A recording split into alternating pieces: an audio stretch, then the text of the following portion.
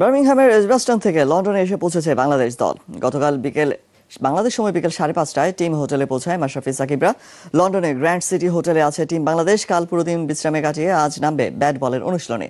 মঙ্গলবার লন্ডনের কেনিংটন ওভালে নিজেদের দ্বিতীয় ও শেষ প্রস্তুতি ম্যাচে আসরের বর্তমান চ্যাম্পিয়ন ভারতের মুখোমুখি হবে টাইগাররা। এর আগে পাকিস্তানের বিপক্ষে প্রথম প্রস্তুতি ম্যাচে 341 রান করেও 2 উইকেটে হেরেছে মাশরাফি বাহিনী। তাই ভারতের বিপক্ষে জয়ের আত্মবিশ্বাস বাড়িয়ে নিতে চাইবে সাকিব মুশফিকরা। বৃহস্পতিবার মূল লড়াইয়ের উদ্বোধনী ম্যাচে ইংল্যান্ডের মুখোমুখি হবে বাংলাদেশ। গ্রুপ অফ ডেথ হলেও চ্যাম্পিয়ন্স ট্রফিতে ভালো করবে বাংলাদেশ দল, বিশ্বাস প্রধান নির্বাচক মিনহাজুল আবেদিন নান্নুর। কঠিন সেই চ্যালেঞ্জে বাংলাদেশের জন্য টনিক হতে পারে মুস্তাফিজুর রহমান, সাব্বির রহমান ও মাহমুদুল্লাহ রিয়াদের ফর্মে ফেরা। সেই সাথে আয়ারল্যান্ডের ট্রাই নেশনে ভালো খেলার অভিজ্ঞতা আত্মবিশ্বাস যোগাবে দলকে, বিশ্বাস সাবেক এই অধিনায়কের। চ্যাম্পিয়ন্স ট্রফির প্রস্তুতিতে প্রায় 1 মাস আগে দেশ ছাড়ে টাইগাররা। সবশেষটা আয়ারল্যান্ডের ট্রাই নেশন সিরিজ, যেখানে জাতীয় দলের সঙ্গে ছিলেন প্রধান নির্বাচক মিনহাজুল আবেদিন নান্নু। সেখানে দলকে খুব কাছ থেকে পর্যবেক্ষণ করেছেন সাবেক এই অধিনায়ক। আয়ারল্যান্ডে যখন প্রচণ্ড শীত, তখন ইংল্যান্ডে শুরু হয়েছে গ্রীষ্মকাল। তাই তো কন্ডিশনের সাথে মানিয়ে নেওয়ার চ্যালেঞ্জ থাকছে।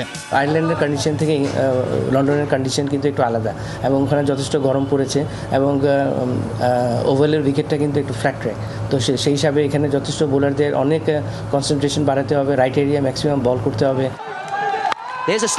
ইনজুরি থেকে ফেরার লম্বা সময় পরে 3 জাতির সিরিজে পুরনো ছন্দে দেখা গেছে মুস্তাফিজকে। রানে ফিরেছেন মাহমুদুল্লাহ রিয়াদ ও সাব্বির রহমানও। তাই তো নান্নুর চোখে বাংলাদেশ দল এখন ব্যালেন্সড। আমাদের টিমের 7 জন ব্যাটসম্যানের উপরে আমরা অনেক ডিপেন্ডেন্ট, এবং অনেক বছর ধরে এরা জাতীয় দলে রিপ্রেজেন্ট করে যাচ্ছে। রিয়াদ ফর্মে এসছে এবং মোসাদ্দেক সৈকত আছে ওই জায়গায়, সাব্বিরেরও ফর্মে ভালো পজিশনে আছে। সব কিছু মিলে আমি বলবো যে টিমের একটা ভারসাম্য এখন আছে, ব্যাটিং, বোলিং, ফিল্ডিং সব দিক দিয়ে।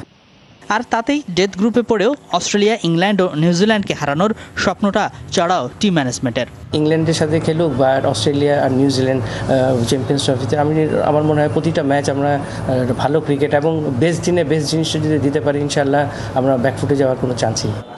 আপাতত দেশে ফিরলেও চ্যাম্পিয়ন্স ট্রফির মাঝপথে আবারও দলের সাথে যোগ দেওয়ার কথা প্রধান নির্বাচকের। হাসানুর রহমান, যমুনা স্পোর্টস, ঢাকা। 4 বছর পর আবারও ক্রিকেট বিশ্বের সেরা 8 দেশের লড়াইকে আতিথ্য দিতে প্রস্তুত ইংল্যান্ড আর ওয়েলস ক্রিকেট বোর্ড।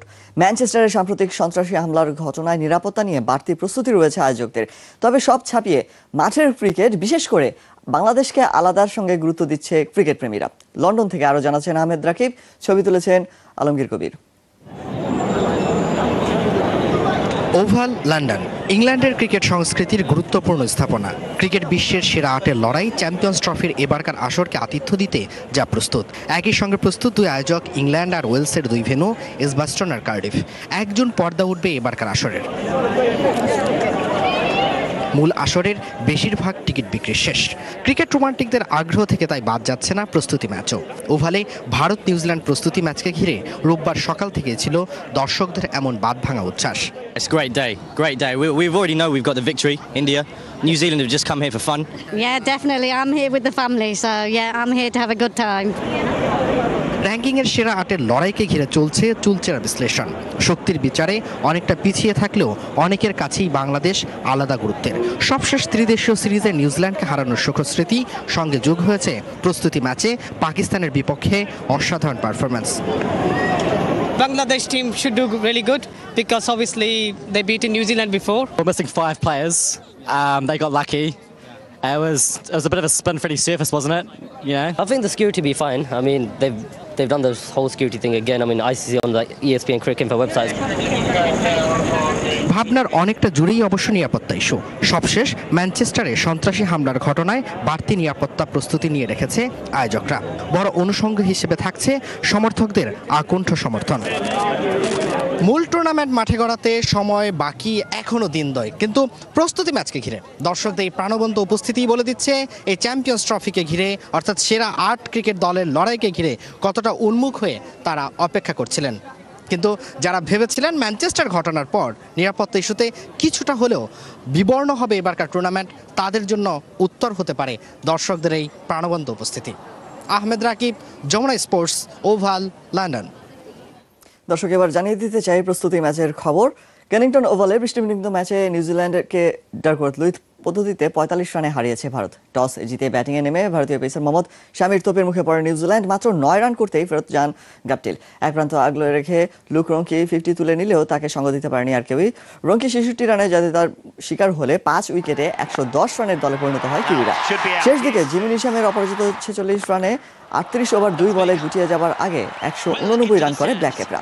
ছোট লক্ষ্যে শুরুতেই রাহানাকে হারলেও বিরাট কোহলির অপরাজিত ৫২ রানে ২৬ ওভারে ৩ উইকেট হারিয়ে ১২৯ রান করে ভারত।